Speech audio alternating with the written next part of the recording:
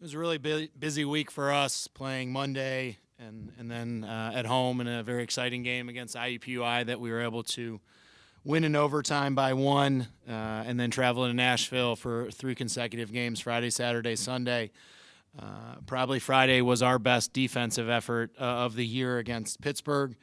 And then the next night, to play the hometown team that's really struggling to find their footing. Tennessee State made a great battle. We got up early in the game at halftime, opened it up more in the third quarter, and they made a ferocious run, and we were able to keep them at bay.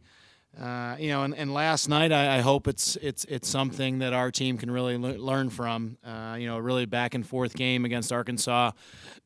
We were able to get the lead, a double-figure lead in the third quarter.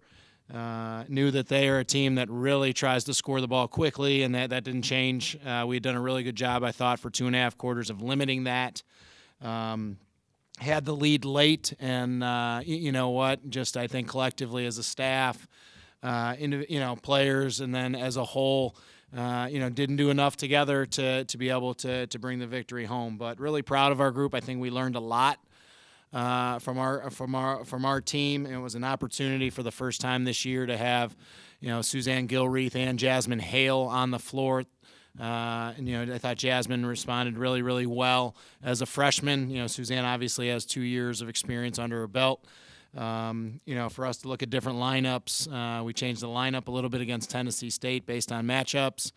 And I hope last night's is an example to our team of the highs and the lows and being consistent. As great as we felt to win that game in overtime by 1 and scoring late on Monday night, it was a role reversal last night. So huge week not only for us here in women's basketball, but to have the men in the Big Ten ACC Challenge tomorrow night, our opportunity against a perennial power, Duke, on Wednesday, and then Coach Sheffield and his team to host volleyball NCAAs on Thursday and Friday. It's just a really exciting time, and excited to get our team back on the floor and continue the start that we've had.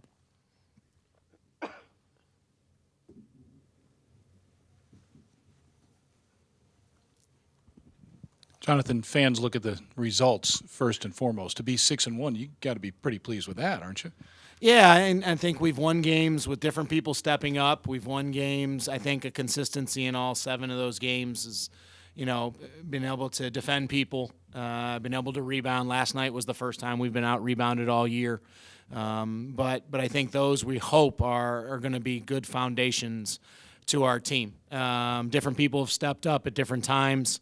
Obviously, last night we're playing part of the last quarter with 3 freshmen on the floor at times. With different lineup changes. We did not have Nia Beverly this weekend, who, as we all know, is our starting point guard. So Kendra slid back into the role she had her freshman year, and had a career-high 12 assists last night. So a lot of good things to pull out of the start, no question. Trying not to dwell on the last minute of the game last night. But I think the best part is seeing what we had hoped come to fruition with the competition level and different people stepping up the way that they've been pushing each other in practice. So I'm really excited, and I'm really excited to see how they respond after last night. There wasn't somebody in that room last night that didn't know and felt like they could do one more thing. And we talked about that a little bit. In a game like that, it's a rebound, it's keeping your hands off to foul. That could put us in a position to have it be 68-67 with the Badger victory. But no, we've gone on the road, we've been at home, we've had neutral site. So again, everything you hope the non-conference slate will bring you, different styles, and to beat 6-1 at this point, we're just hoping to build off of that. But yeah, Brian, I'm excited to see where this group can continue to go.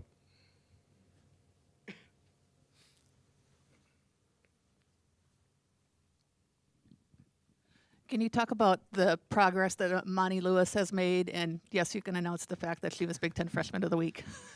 Well, it's Amani. I think is such a talented young woman who, again, I feel like even on nights where maybe she doesn't feel like she's been her best, she's always toying with a double-double. And just doesn't seem to shy away from the big moment when we need that. When we need that rebound, she's figuring out how to get it in traffic. She's scoring the basketball from different areas of the floor. And again, is able to impose her will against more seasoned and experienced post players that we've played the first 7 games. So, she's a kid that's never satisfied, and that's what we love about her. She's very coachable, and she'd trade that award in a heartbeat for us to get that win last night. So it's great, I think, to see how she changes our team. And the unselfishness that she plays with, but also I think the confidence that her teammates have to get her the ball in the right positions.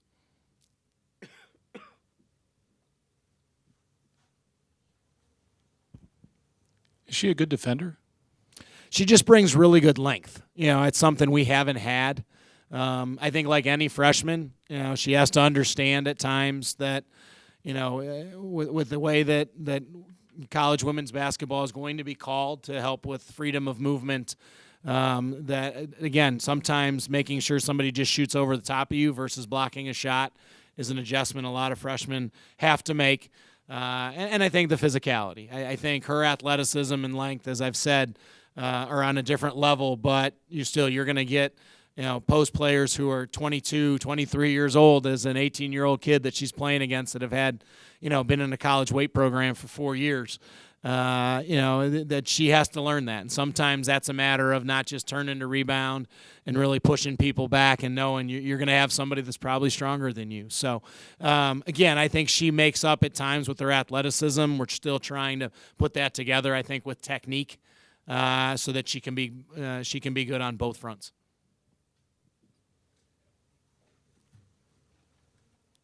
And I see Duke is 3-3. I don't know who they played. Is that a misleading record? Because I think of Duke women's basketball, I think they're really good. Yeah, I mean Duke always challenges themselves. They went to they opened the season at Northwestern when Northwestern's opening their new renovations to Welsh Ryan Arena. They've gone on the road. I think Coach McCauley, Palermo is always goes out of her way. She went back to Maine where she started as a head coach and went on the road and played there. They just got back from playing in the, I believe it's called the Gulf Coast Showcase, and they played, 3 games in 3 days, just like us, against Washington, against a ranked Missouri team, against Ball State. So again, they've played one home game of their first 6, so they've really challenged their group, and she always does a great job. They have great length.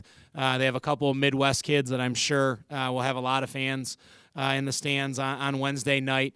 And there's just a source of excellence, I think, that comes with whether she is at Michigan State, she understands Big Ten basketball, and obviously the success she's had at Duke. So she's got some kids in some new roles. When you have 2 young women drafted to the WNBA and Lexi Brown and Rebecca Greenwell, you're going to have some transitional type, but they're very talented and well coached, and it's a great challenge for us on Wednesday night. We just hope all the Badger fans will make sure and understand the history that Wisconsin and Duke basketball have had, that they can make sure and be in the Kohl Center for it.